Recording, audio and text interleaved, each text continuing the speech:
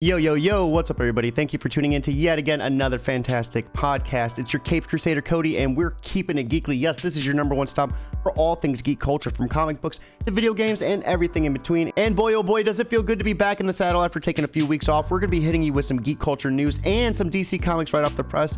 And first things first, it looks like the Xbox boss says he's going to recognize Raven Software's union after this acquisition closes. Now, coming from Kotaku, in today's internal all-hands meeting, Phil Spencer was quoted saying that he's going to recognize Raven Software's union. This came after QA testers at Raven voted to form the first labor union at a major studio. Now, one really cool thing I would really like to note about this article, it looks like during a previous all-hands meeting a year and a half ago, Spencer didn't have a whole lot of knowledge or quite any experience at all with unions in particular. In today's all-hands meeting, Spencer addressed the previous statement saying, Linda Norman and I have been spending a lot of time educating myself on unions, and we absolutely support employees' rights to organize and form unions. He was also later quoted saying that once the deal closes, we would absolutely support an employees organization that's in place. He said, we think it is the right of employees and something that can be a part of the relationship between a company and people who work at the company. Now, I really have to give Phil Spencer props on taking that time to learn about unions and how to better serve his employees. And I can't wait to see what Raven Software is going to be able to do now that they're in the hands of someone who actually cares about them.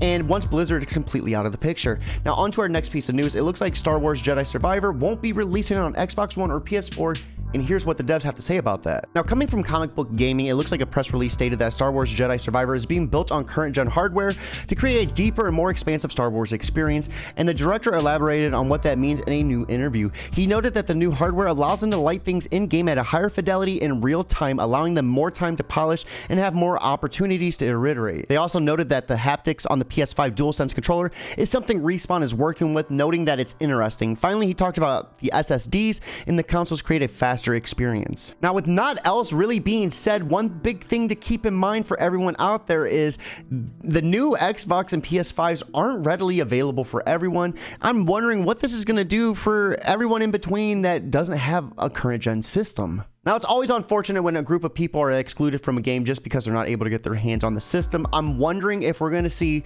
Sony and Microsoft really try to pump these systems out in the years to come. Now, this gives me the perfect segue to our next issue at hand, and that looks like Sony just revealed its plan to end the PlayStation 4. Now, outlined in Sony's latest financial presentation, it was made rather clear that games for the PS4 will halt its productions and effectively be gone by 2025. Now, a big thing is, by 2025, Sony has projected that a majority of its revenue associated with games will stem from the PlayStation 5, with titles on PC and mobile also bringing in the other half of its income. Now, with the system dropping in 2013, it's been quite a bit of time since its launch, but with people not readily able to get the PS5, I mean, they are forcing people to go to PC and mobile to play these games, half of these games at least, and it just kind of leaves me mind-boggled. I mean, let me know your comments and the thoughts below. Now, that wraps up this week in Geek, but stay tuned. We got those fresh polls coming right out the oven, and we're going to be starting first with Batman Detective Comics issue 1060, written by Marika Tamaki and Nadia Shemis, with art being done by Ivan Reis. Now, the 7-part 2 begins at the Tatteria in Gotham with Bruce Wayne on a dinner date with Judge Caroline, in which the pair are discussing none other than Deb Donovan trailing her on her first date, leading into Bruce inquiring about the attack on the Gotham City Bank and wondering if there's any connection in what happened at the courthouse. Now, we find this conversation quickly delving into Bruce's record before ending on Caroline reminiscing about being starry-eyed and wanting to change Gotham. Now, we find Bruce walking Caroline home, and as soon as she goes inside, he hears a rather ominous voice echoing through the streets of Gotham, none other than Riddler Radio. We pivot to Batman in his makeshift garage Batcave, combing over the information on Sarah Pett and John Harper and wondering how any of this connects to Caroline. Just then, though, Batwoman comes in over the comms, letting him know that there's an SOS being broadcast from Deb Donovan with a break-in at the Gotham Gazette. Now, things do not look good for our friend Deb Donovan, and I'm left wondering if Batman's going to be able to get there in time, or if she's going to be left to the vices of the Riddler. Now, with that being said, we're going to be moving on to our next issue of the week, and that's going to be Teen Titans Academy issue number 15, written by Tim Sheridan, with art being done by Tom Diernick. Commencement Part 2 begins on Apocalypse with Desaad holding Shazam captive, while Megabat, Bratgirl, Matt Price, and Stitch are all fighting parademons on the other side of the door, with the aid of Marina, Nevermore, and Black Adam all looking to save Billy. Now, unfortunately, this door is locked by some anti-life encryption, forcing Matt Price to heat blast the doors down before the group is overwhelmed by parademons, except this wasn't your typical heat heat vision, it turned out to be Omega beams that traced their way to Desad and killed him.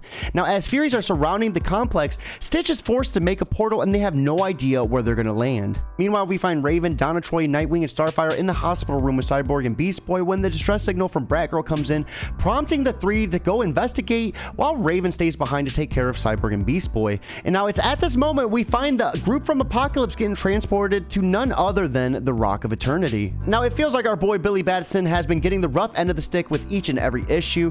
With only one more to go, I'm left wondering what exactly is going to happen and where can we see these Titans and Shazam and the rest of the crew end up heading next. Now with that being said, we're going to be hitting you with our last issue of the week, and that's going to be Batman Beyond the White Knight Book 3, written and drawn by Sean Murphy with colors being done by Dave Stewart. Now we begin this issue with Terry McGinnis outside of Gotham Tech under the guidance of Derek Powers, learning to finally utilize the Beyond suit. We see him listen in on guards through his fingertips, and it's here we watch him engage his cloaking software that allows him to travel through the walls in order for him to steal a microchip for this suit. Unfortunately, he hits a guard on the way and the cloak is deactivated by the guard spilling coffee all over him. Now it's here we pivot to Bruce and Harley Quinn, and we find out that she was forced into spousal privilege to protect him from Powers because he was trying to extend his sentence via her testament. Now she gives Bruce a taste of his own medicine by heading upstairs and making sure to ignore him with every step along the way.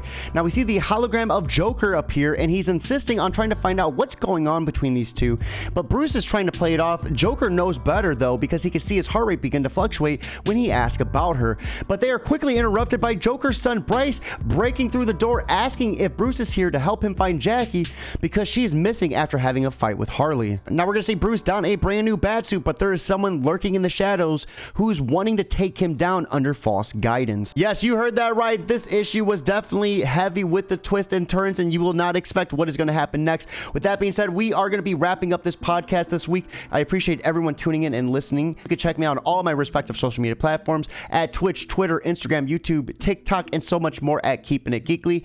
We are nailing out indie comic interviews left and right. We have 2 of them planned for Wednesday, and a Doctor Strange 2 Multiverse of Madness breakdown with none other than Mr. Dark Phoenix and Panda Avli. Be sure to check that out at 3 p.m. EDT.